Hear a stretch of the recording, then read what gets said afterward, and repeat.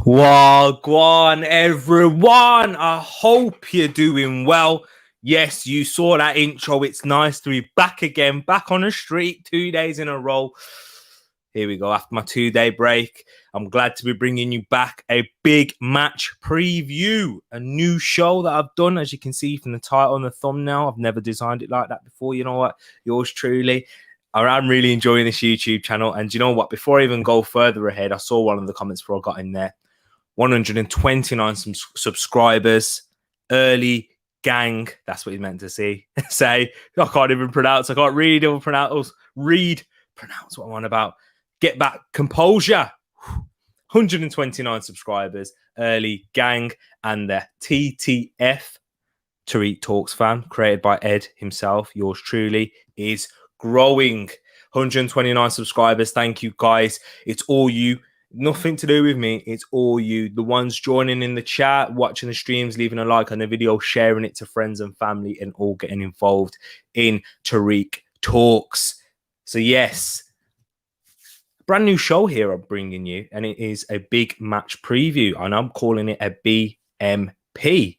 So that's what I like to say. Decided to make this for you because there's a lot of big games, especially this weekend. Do you know what? I always want to try and involve an Arsenal one as well and try and get an Arsenal preview, but it's quite difficult given time constraints with work and stuff at the moment. If ever YouTube became a full-time thing, then that's a different story. But right now, we've got to do it like this. And we also got another comment. Did you get a new shirt? No, I didn't. This is a new shirt that I haven't worn on the channel. You may have seen it before, Drew. But yeah, it looks like a new shirt. Do you like it? Do you want one of these yourself? Let me know. I can sort that out for you. Got the plug, haven't I? But sorry. So yes, Chelsea versus Manchester City this season. What a game we do have. It's a 12:30 kickoff, unfortunately. But let me get that. All the tickers going. Got the brand. Got the orangey light here. You probably can't see, but I'm controlling it off this remote. So yeah, should we get into it? So I will be doing an Arsenal versus Spurs big match preview too. Expect that to come. I will be doing it tomorrow. Tomorrow's a busy day. But you know what? While we're talking about tomorrow, we haven't even got this video sorted yet. So let me start off with Chelsea's season so far. So for Chelsea, they're undefeated in all competitions, winning 4 games and drawing 1. So yeah, in the Premier League, that's 4 wins in the Premier League and 1 draw. That 1 draw did come up against Liverpool. They've played 3 away games against the Big 6 opposition, with 2 wins against Arsenal and Spurs, going to North London, taking the 3 points to my beloved Arsenal. But if they're going to take it to us, then they have to leave not White Hart Lane anymore, Tottenham Stadium with 3 points too, because, you know, just to be polite to Arsenal fans, to be respectful. And that 1 draw did come up against Liverpool. However, they did have 10 men throughout the whole of the second half. I did do a watch long on this channel for it. It was amazing to see. Grace, the Chelsea fan, she was happy with it. So yeah.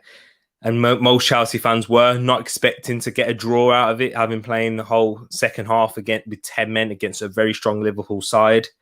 However, they did show that resilience and take a point away at Anfield. Even with 11 men, a point away at Anfield is fantastic.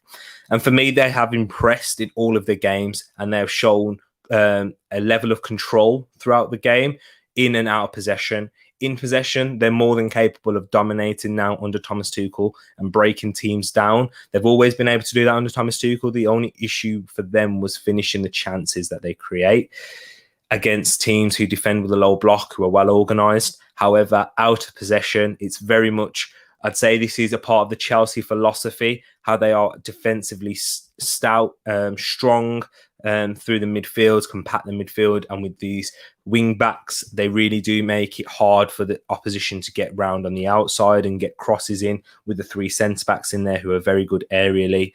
Kante in the midfield, dominating midfielders and picking the pockets of plenty of top quality midfielders in the Premier League. And Jorginho, defensively, very underrated as well, breaks up a lot of the play. And then the counter-attacking threat that they do possess with the likes of Lukaku, with Havertz, Mason Mount, and then you've still got the likes of Ziyech, Timo Werner, Christian Pulisic, Callum Hudson-Odoi. They do have everything in that squad, and Romelu Lukaku has been that big addition in finishing those chances. That was what they were weak at last season, but now they do have that clinical goal scorer to finish it off. Toughest tests, however, came in other competitions last night against Aston Villa in the Carabao Cup, beating them 1-1 on penalties. Obviously, you don't beat the team 1-1, but they had to. Villa took them all the way to a penalty shootout with a young side, and Reece James, happy for him to go and take the victory and win it for Chelsea, given the issues that he has had in his personal life. Big credit to Reece James, and shows great character, as Brendan Rodgers would like to say. So, yeah. And then against Zenit St. Petersburg in the Champions League, where they did win 1-0, Romelu Lukaku scoring the winner. It was a difficult test, and I think that Zenit St. Petersburg could have easily came away with a draw in that game.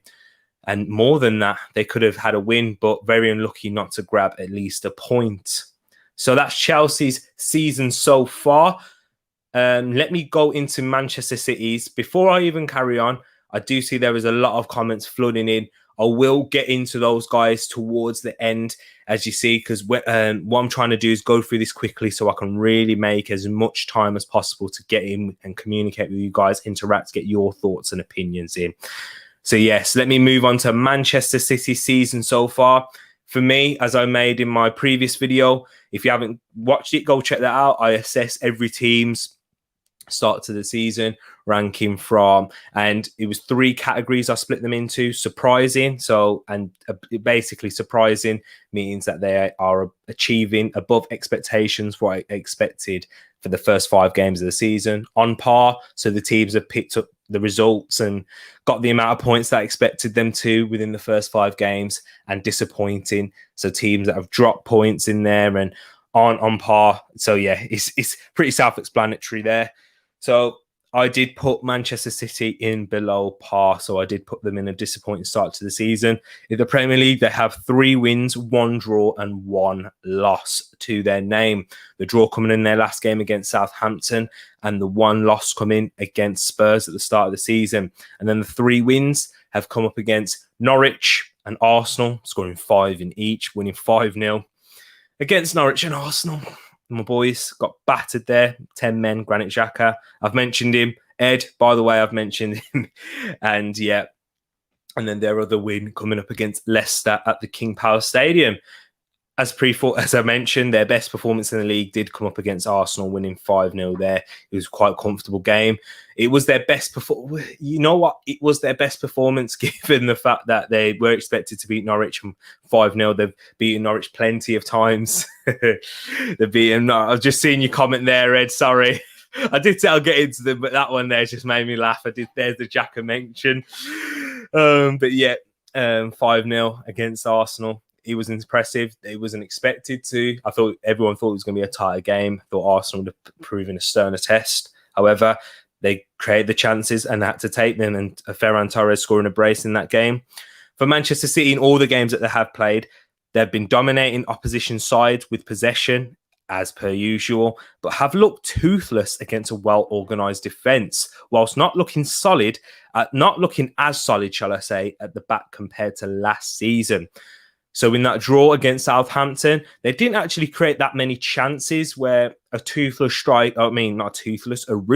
striker would take a one chance that they're given, with the likes of Harry Kane, who they were linked to, Cristiano Ronaldo, Dusan Vlahovic as well.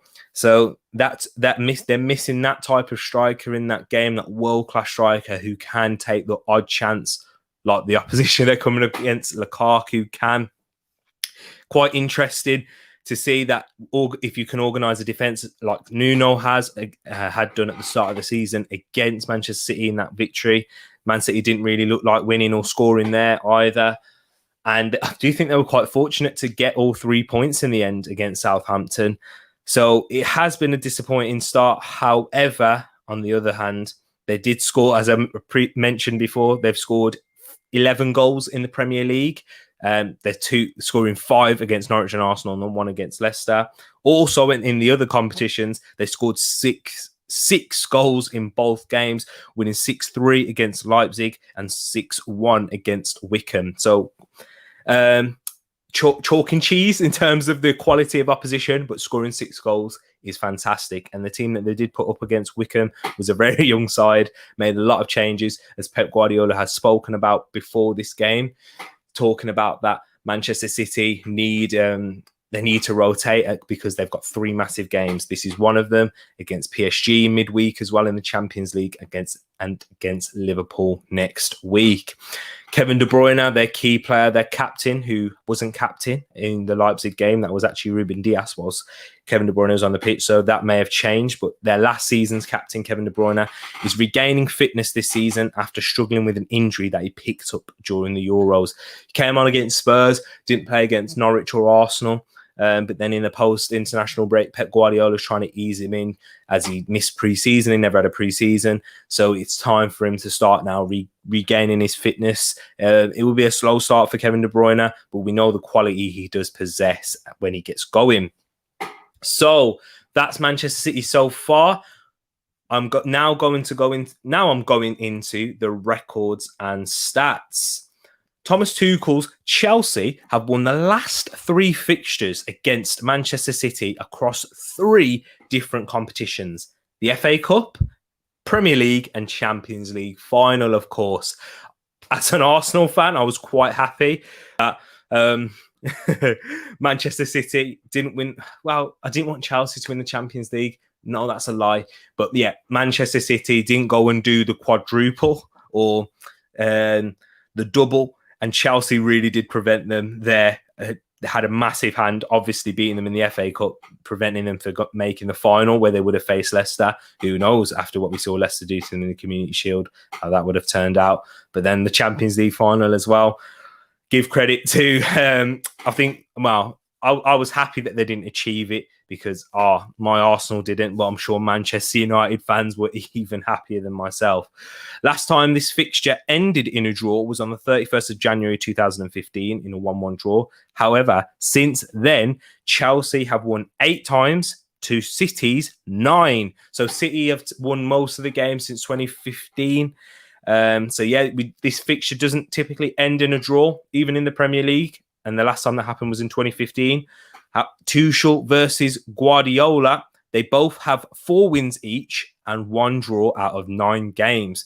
So previously they would have came up against each other in when would they have came up against Bayern Munich versus Borussia Dortmund, and maybe PSG versus Man City. Maybe they've come head to head in one time. I can't remember. Guys in the live chat, let me know. Chelsea have scored 12 goals in the Premier League this season with an XG of 9.21. So Chelsea are overperforming their expected goals from the Premier League this season. And you know why that is? Because they've got big Romelu Lukaku now who's taking chances. And for me, did he miss a big chance against Spurs? He didn't really miss a big chance. There was a chance where he didn't take the shot in time, in my opinion. But yeah, that lethal striker that they now have, they are performing above their XG.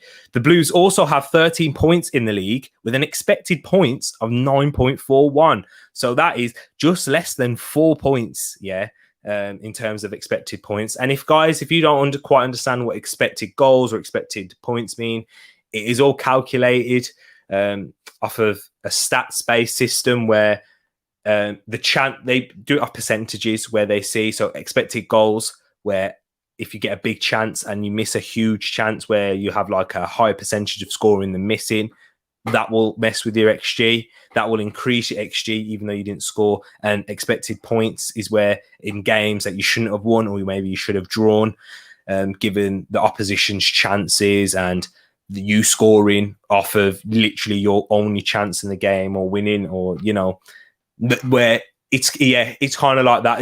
It's a rough way of explaining it, but yeah, Chelsea are outperforming their goals and points. For Manchester City, though, on the other hand, you can probably imagine they're underachieving with their goals scored. So they've scored 11 goals, but they have an XG of 13. So they could have scored 2 more goals. They should have scored 2 more goals given the chances that they have had and the amount of them that all incorporates into XG as well. The Citizens also have 10 points.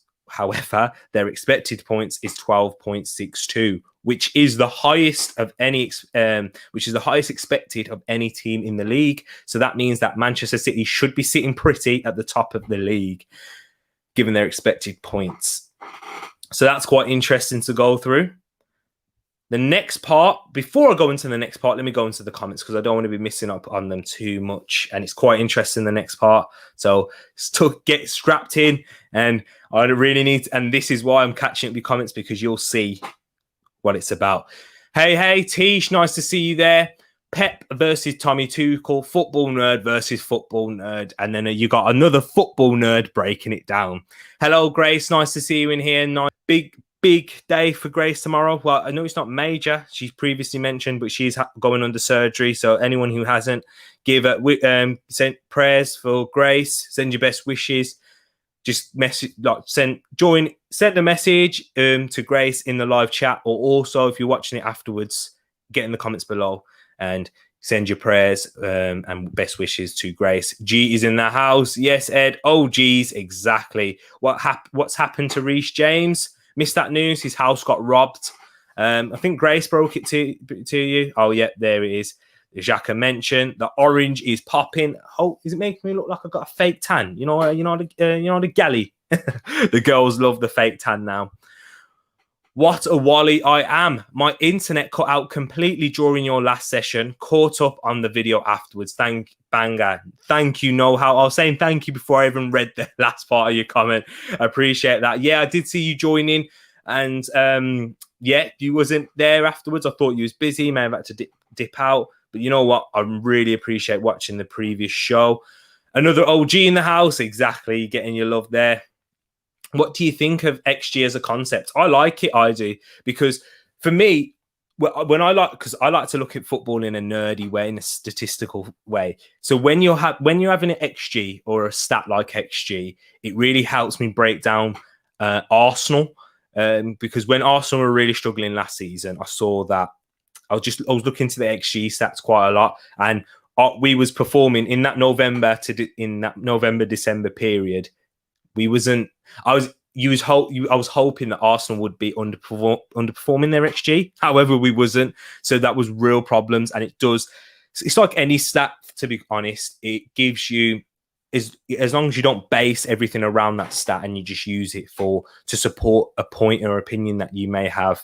I think that's what happens. I think that's okay. But don't use everything. Like, don't make it everything. Oh, our XG is this, so we're going to do better. This is what's going to happen. But no, if you've got enough evidence and enough opinion, and the eye test is just as important. So that's why I think of XG. If it's used properly, it's a good tool and weapon if it's used properly. If it's in the wrong hands, it'll be useless. Welcome to Tereak Talks Football School. Exactly. XG personality. Ed, every day is a school day. Tell them again, know-how. Do you think Sterling is a reason for XG being low? Yes, I think Sterling's XG is way higher, and he underperforms his because of the sheer amount of chances that he gets.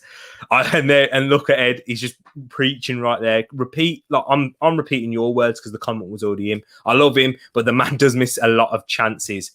There's no how sending the prayers in for Grace. What's wrong with fake tan? We can't be looking like a ghost. That's okay. I'm not saying there's nothing wrong with fake tan. There's nothing wrong with it. If it's applied properly as well, Grace, it's fine.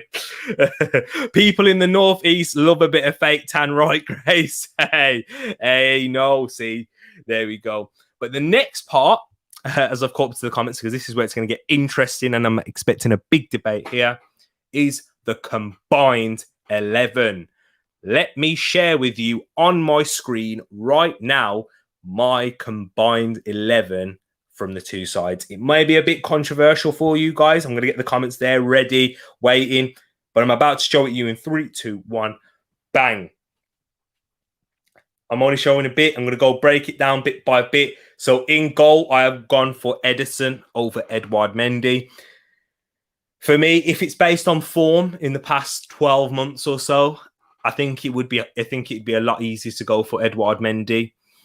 However, Ederson as a goalkeeper, I'm choosing this based off of not just 12 months, because that's not how we judge footballers. Basing it over the majority of what we've seen in the Premier League. So yeah, Ederson, top goalkeeper, good with his feet.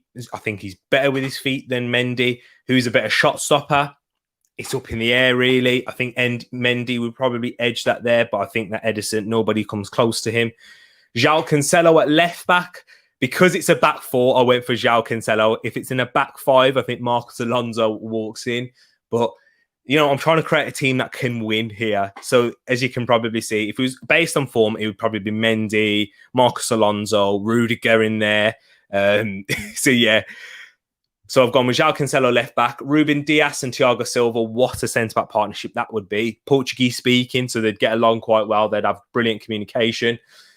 Cesar Azpilicueta at right back provides that defensive stability and very good going forward as well. I think Azpilicueta is extremely underrated with his passing. If any Chelsea fans remember when Morata was going through when Morata went through that purple patch, thanks to Azpilicueta playing those balls from that half space, just in the midfield position, in that half space, whipping balls in for Morata. And we've seen him do that already for Lukaku this season. So I've gone for Azpilicueta there into the midfield. And now as I go further up the pitch, I think it might get a bit controversial here. Ed agrees with wait there before I go anywhere. No complaints with that back five. Walker gets a lot of love, but the fact he isn't more than a championship player without that speed. Big shout. And I tend to actually do agree with you. He's not that great going forward, but his speed does help him a lot defensively. I do think that when he is concentrated, he's a very good defender without his speed, but that concentration has lacked a lot in previous seasons. Last season, it was his best season in terms of that. He wasn't committing anywhere near the amount of mistakes that he has previously in a Manchester City and Tottenham shirt. Ed, Tish, Grace, somebody tell me how this guy's streams just keeps getting better and better. Thank you, Know How. It's because of people like you who are sharing their thoughts and opinions. And I have this community now that I am building. And as I'm building and getting into the game a lot more, this YouTube side of things, I'm trying to really level up. I do watch a lot of YouTube myself. So I've seen the big channels and the production value that they do have. I don't quite have that yet. The camera quality is nowhere near as that because I'm yet to invest in a big camera. That will be coming at some point. Can't say soon because they are expensive. Has anyone as old as Thiago Silva pulled off that dyed blonde hair? Not really. Valderrama, I think he's one that has, just off the top of my head. I don't know how. Think it baffles me. See, thank you very much. You're gassing me up here. My head's getting too big. As I said, it won't be fitting on this camera soon. I'll be needing to get that wide, that big production one. AJ, where are you at? But yes, into the next. Let me move into the midfield now. This is where it might get controversial. It's kind of like a 4-3-3, but I've gone with a DM, a CM, and an attacking midfielder. But there we go. So yeah, that is the midfield. I've exposed it all now. So I've gone with Jorginho as like the number 6 type of player. Interesting, you guys may think, as people would normally put Kante as the number 6. However, if anyone watched N'Golo Kante play, when has he ever played as a lone 6? Never. So, but Jorginho, before I go into each position, Jorginho, the big shout. Manchester City fans watching this. Whoa. Fernandinho, Rodri. Come on, they're better than Jorginho, right? You're just basing this one off of form. I've always been a big Jorginho fan. I know it's easy to say that now, and I haven't had previous videos posted on YouTube. But AJ, he can back me up on this. When you next see him, remind me to mention this because he'll back me up because he wasn't a massive Jorginho fan at one point. But me, I was telling him, be calm. You need to build with these types of players. He's a more mobile Xhaka and a better defense. I think he's an upgrade. And there's another Xhaka mention for Ed. I just got Xhaka in the brain. I feel like I'm obsessed with him. But yeah, he's just an upgrade on that. And he's better with his passing range. He's better defensively. He's a little bit more mobile than the likes of Granit Xhaka. But yeah. And Kante, I'll put him in the centre of midfield because you will see him way further up ahead than a number 6 would be, the likes of where you would see Fabinho, Rodri, Fernandinho play. Kante would be much further ahead in those positions. You'll see him on the edge of the box. That's why he's popped up with a few goals in his career. You'll see him winning possession. You're a proper box-to-box midfielder. You'll see him in his own box, then you'll see him progress the ball, dribble the ball, speed, really drive through the midfield and play it out wide or through the middle to the wingers. And he does have a good passing range as well, N'Golo Kante, which is quite underrated because everyone talks him up for his other outstanding ability, which is reading the game, his energy, and his tackling as well. So yeah, N'Golo Kante. For the creative midfielders, on the left wing, I've gone for Jack Grealish. For Chelsea, Jack Grealish and Mahrez. So I've gone Jack Grealish on the left and Riyad Mahrez on the right. But for Chelsea, I don't think they do have actually great wingers. Well, obviously, you've got the likes of Pulisic, Hudson-Odoi, Havertz could be put on that out on that wing too. But for me, Mahrez, fantastic. He's a Premier League winner, not just at Manchester City, but at Leicester City as well. Can score with his left foot, right foot, and creativity-wise, 1v1. One of the most dangerous players to come up against in the league. Jack Grealish, one of the top creative midfielders in the league. And Kevin De Bruyne goes without saying. And I've put him in the 10 as well. So yeah, Kante can do all of his running for him. You'll be able to see Kevin De Bruyne drift out to that right-hand side. Last season, he did drift a lot towards the left, but now that Grealish is down that left-hand side, I think you'll see Kevin De Bruyne drift towards the right as Mahrez picks up the really wide positions, getting some chalk on his boots. And then you'll see them crosses by Kevin De Bruyne in that half space. Then wonderful. The speed that he puts on that to the likes of Ferran Torres, Jesus, Grealish and Sterling. So yeah, Grealish will really take up that left-hand side, and I won't go for any Chelsea player, attacking midfielder. Mason Mount isn't of the level of any of these three yet. Maybe he can get there. He has to improve his decision-making for me in the final third, Mason Mount. Everything up to that is fantastic. But before I go into my striker, which actually, do you know what? I'm just going to go up to my striker because everyone would pick him anyway. I'd be very surprised if any of you do pick something Ferran Torres or Gabriel Jesus over Lukaku. Let me know because this is going to be crazy. But yes, I did not expect Grealish in a Tereak Talks team. So for those of you that aren't that are like, okay, what? But Grealish is quality. I've always said that Jack Grealish is overrated.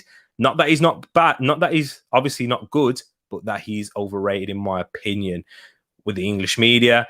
And I really do like Jack Grealish as a personality, Brummy as well. So I've got to support him in that way. However, he's never had the goal output that comes with the hype, in my opinion. And yeah, chance creation wise, fantastic. And he's done that at Aston Villa with a much less team. And at Manchester City, he scored a couple of goals for Manchester City, but I don't think he's hit the ground running or taken it by storm. In my opinion, I think we're yet to see Jack Grealish at his best. And he does have a high potential, which is why a lot of people rate him ever so highly. But potential is nothing unless it's realised and achieved. So yeah, currently at the moment, I think Jack Grealish is overrated. But he may reach that standard. Now he's in a much better side. So yeah, I do think he's better than Kai Havertz, Mason Mount, Hakim Ziyech. So, yeah, I just don't think he's the best attacking midfielder in the league. You see Grealish is actually good, but that tap-in for his first goal was shocking. Yeah, the one that hit off his knee, Grace. I remember that one. Kante's got speed. You know it. Grace is preaching out here. Waste of those calves, that tap-in. The mountain calves. So the chat is there talking about Jack Grealish's calves. I mean, my calves are quite big, but nowhere near as big as Jack Grealish's. So big up himself for his calves there with his low socks. Kante is who I am hoping my little boy models his game on. He's a little bit, but doesn't stop running and loves to tackle. Jacob doesn't stop running. You are very correct about that one. And he does love a tackle. He loves a lot. He loves a bit of a dirty one as well. So he may have that little bit of Lee Cattermole in him as well. Oh, that's a horrendous comparison. And you don't want your boy to be anything like Lee Cattermole. No disrespect to Lee Cattermole, but that is a bit disrespectful. So I can't say that. With Kante, Jorginho, those three don't need to track back. Not that Mahrez and Grealish would. Anyways, let's be honest. No, not at all. Grealish is a lot happier not tracking back. KDB, though, you are a lot more likely to see him tracking back. Who's this Xhaka guy people are talking about? Don't think I've heard him. Oh, I love that. I love the sarcasm now, how it's so true. It's been 10 minutes now how Xhaka is due at bench. Oh, Man City don't have a striker. It's easy. Yeah, Know-how agrees with me. And so maybe Jesus for Mahrez, maybe? Nah, man. I think that's off of form this season. However, Mahrez, come on. Off that right wing position, Mahrez is fantastic. Yeah, it was brilliant last season as well. Give credit where credit is due. You're right about potential. And Abdu. Oh, yeah. Freddie Adu had potential. And I'm told about this youngster Lingard that has a lot of potential. I mean, we saw it against young boys. He's young. He's going to be making mistakes like that, know-how. So, but then when you see the character he's shown to bounce back against West Ham and score that wonderful free kick, to really just show you that the ceiling is high, and we're going to wait to see the best of Jesse Lingard.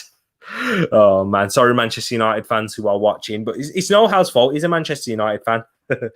But yes, that is my combined 11. Let me go through a quick run through to refresh for you guys. So I've gone with Edison in goal, João Cancelo at left back with Ruben Dias and Thiago Silva, the Portuguese-speaking stalwarts at the back, with Cesar Azpilicueta at right back, Jorginho, Kante as like the holding midfielders. Like Jorginho as the 6 and Kante is the 6.5.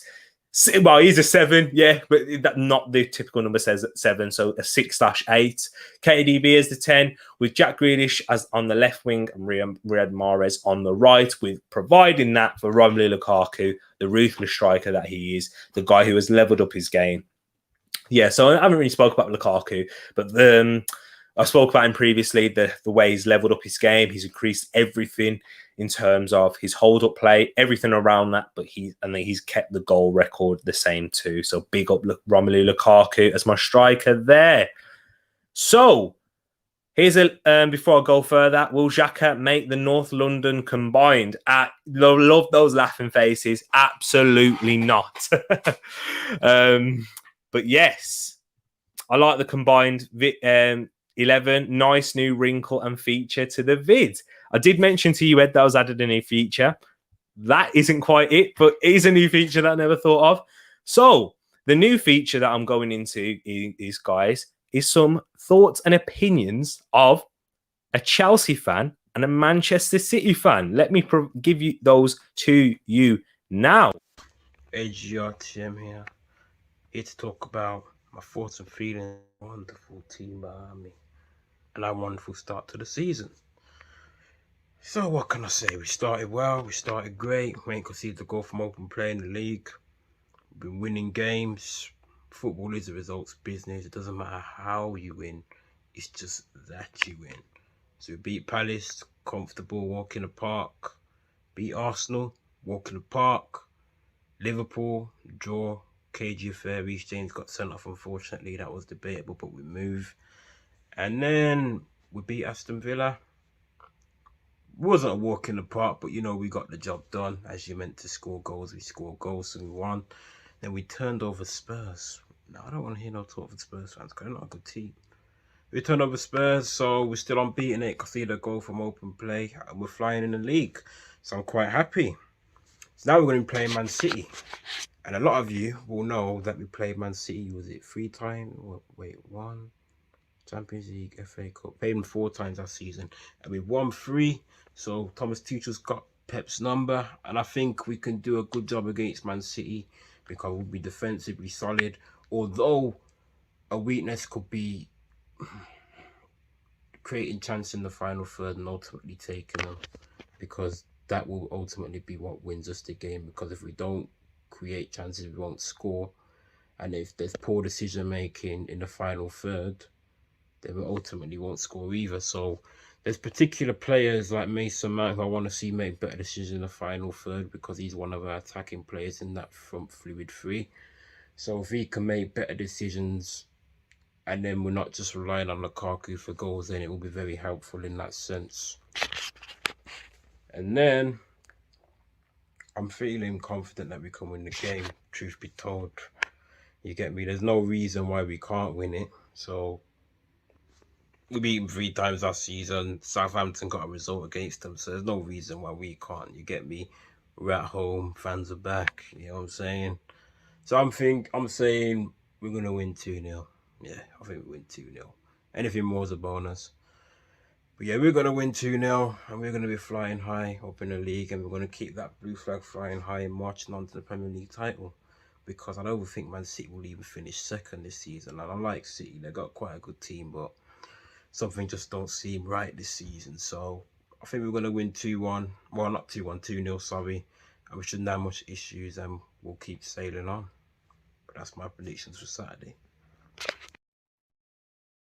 So we heard AJ's opinion, who has been on this channel when we did my first Arsenal watch along, Arsenal versus Chelsea.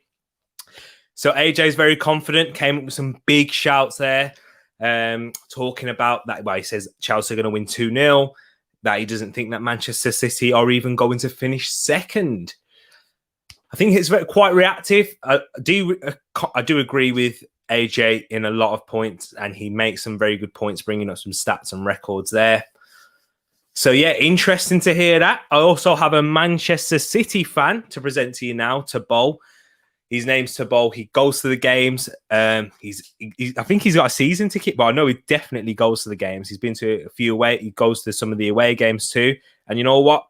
Let you guys can meet him now, as I will share the video on the Hi guys, I'm here to be talking about Chelsea versus Man City this Saturday afternoon at 12:30 from Stamford Bridge.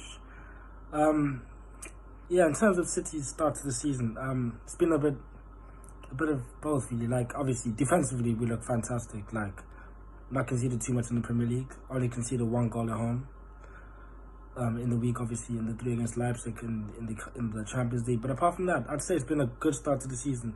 I'd say the reason we don't talk about our start more is because teams like Chelsea and Liverpool and United have started the Premier League better than us. And obviously it's a tough game this Saturday, but yeah, as a City fan, you always have to back City. I mean, our team's fantastic. The reason I wouldn't say we're so comfortably predicting this game this Saturday is because of our injuries. But I've seen pictures of Laporte and Stones back in training, so I'm going to go for a 2-1 City this Saturday. Come on, City. So there we go. We've got 2 contrasting predictions between a Manchester City fan and a Chelsea fan, both backing their teams. And you know what? They have their right to be. Even though it hasn't been the greatest of starts to Manchester City, they have only conceded 1 goal, as Tabo was mentioning to me. So you got to remember that. Only conceding the 1 goal leaves them a lot there. Very strong sides. Thomas Tuchel winning the 3 games. But ready for my prediction. I am going for a Chelsea win by 1-0. Romelu Lukaku. And the reason for that is, given that Tabo mentioned about the injuries that Manchester City do have, even with the likes of Laporte and John Stones returning to training, I don't think that Manchester City are anywhere near as strong defensively as they were last season. When they went to Stamford Bridge last season, they won 3-1. However, that was under Frank Lampard's reign and towards the end of that too. So I have gone for a Chelsea win by 1-0. I do think it will be a very tight game. I do think Chelsea will keep a clean sheet. I think it'll be difficult for Manchester City to break them down. I think it won't be that easy for Chelsea to break City down either. However, with the home fans, with the home advantage and the record, and we know how Pep overthinks in these types of games, I do think that Thomas Tuchel will get the better of his opponent. So I've gone for a 1-0 Chelsea win, a same result that they got in the Champions League final with Kai Havertz scoring the winner. So now it's time to get into the live chat if anyone has any questions, or let me know your predictions in the comments below if you're watching this afterwards as well. Leave a like on the video. Don't forget to share this as well, people, to friends and family on your social media platforms. We had Joe sharing it. Appreciate you for sharing that. I will be sharing it via my social media as well. Get following me in the description below. I've created a new Twitch channel also. So that's going to be that's going to be used not just for gaming, as I previously mentioned with Know-How, one of the subscribers giving me an Elgato capture card that's allowed me to be able to start streaming. Massively appreciate that. So I'll start streaming FIFA 22 and Football Manager. I'm not quite sure how frequently that can come as of yet, but I definitely will be doing it at least once a month, guys, where I have a long period, a long play. So yeah, so that's, guys, get working. Come on, we can do this. Let's get the Tereak Talks fam growing. Guest appearances, he sees it right there. Got some, yeah. Big thank you to AJ and to Bo for that. Massive. I am very grateful of their thoughts and opinions, and well put across by them as well. Show them some love in the chat, people. I like the complaint. Oh yeah, I've already read that one. Mason Mount, he ain't doing nothing in this game. You heard it here first. Let me hold you down to that, Ed. I'm gonna hold that down to you. If Mason Mount goes and scores the winner, or sets up the winner, or scores a hat trick, I doubt he'd score a hat trick. But yeah, if he scores, I'm going to be shouting you out. I will be doing a watch along for this game. So, Ed, don't you worry. I'll remember that about Mason Mount. FM, you're loving to hear that. And thanks to Know-How as well. Isaiah has gone for 2-1 City. The exact same predictions to Bowl. I do think that you have reason to be confident. Your players... I was talking about this in a Discord server with Arsenal fans. Some of the teams, especially the teams that have had players go to Olympic duty, to the Euros, the key players playing in the Euros as well, having a long run. It will take a much longer time for them to pick up their fitness. Key player like Kevin De Bruyne, and you have struggled with injuries at the back, and now that they're returning, there is a lot of reason for that to happen, Isaiah. So I do see he's balanced either way. I wouldn't be surprised if Manchester City win the game. As an Arsenal fan, from my heart, I want Manchester City to win the game, obviously, just to make it more interesting. Title race, drag Chelsea back, knock them down a peg or two. The likes of AJ, who's giving me banter on a daily basis. Well, he doesn't even give me banter anymore because he's that much above me. So yeah, 0-0 for Ed. Interesting there. So he's going through a stalemate at the half-12 kickoff. Not many half-12 kickoffs that are exciting. Yep, Arsenal, I'm glad we're not kicking off at half-12 because we've had a lot of poor results. 6-0 to Chelsea, 6-3 to Manchester City, 5-1 to Liverpool, just to name a few. Hey, no, I actually like Mason as a player. Yeah, he's a very likable player, but you have to be realistic as well. I think him and not Granit Xhaka, Bukayo Saka. There he is. That's probably not the fifth time I've mentioned him today, but Bukayo Saka are in the same category. Very exciting players, show great leadership skills, and the fact that they're performing at the level of club that they are and really taking the mantelpiece. However, they do not have the good GA numbers that is needed to be a world-class player, Grace. So they do have that next step to go. Will they get there? I'm more than confident that Mason will. I ain't making a prediction yet. She'll make it by halftime, people. But nah. Whenever you get your prediction in, Grace, let me know in the comments below after the video or in the next stream, which is tomorrow. I will be doing a Premier League preview as well. Yes, Isaiah is in the place to be. What's your prediction, G? Boo. Mason is good, but he's more important for his energy. Exactly. Isaiah, preaching there. I definitely agree with you there, Mason. Isaiah. I'm thinking 1-0 Chelsea, but I'm making my final one on the day. So Grace right now is going for a 1-0 Chelsea, subject to change.